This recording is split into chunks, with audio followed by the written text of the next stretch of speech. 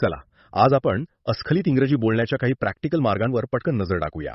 तुम्हाला माहिती आहे, आपल्यातले कितीतरी हुशार, मेहनती लोक आहेत, ज्यांना इंग्रजी कळतं, पण बोलायची वेळ आली की गाडी अडकते. तर हे सोर्स मटेरियल नेमकं ह्याच समस्येच्या मुळाशी जातं आणि काही सोपे उपाय सुचवतं. तर पहिली गोष्ट, प्रॉब्लेम आपल्यात नाहीये, तो आहे आपल्या शिकण्याच्या पद्धतीत. जरा विचार करा, शाळेत आपण इंग्रजी कशासाठी शिकलो? मार्कांसाठी, बरोबर ना? रोजच्या बोलण्यासाठी नाही. आपल्याला ग्रामर, मोठमोठे निबंध शिकवले, पण साधं I will call you later कसं बोलायचं हे कोणीच नाही शिकवलं. आणि म्हणूनच आपल्याला इंग्रजी माहीत आहे, पण ते सहज तोंडात येत नाही. दुसरं, दोन मोठे अडथळे आहेत. एक म्हणजे भीती.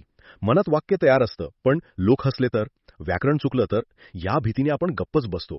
पण एक गोष्ट कायम लक्षात ठेवा, चुकीचं का होईना, पण इंग्रजी बोलणं हे न बोलण्यापेक्षा खूप चांगलं आहे.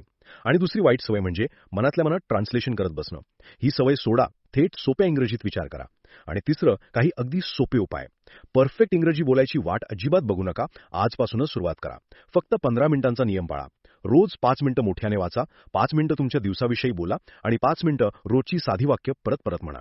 लक्षात घ्या, अस्खलितपणा हा हुशारीने नाही तर सरावाने येतो. थोडक्यात सांगायचं तर, इंग्रजीला एक विषय समजू नका, ते एक साधन आहे. गाडी चालवण्यासारखंच आहे हे. आत्मविश्वास सरावाने येतो, नियम पाठ करून नाही.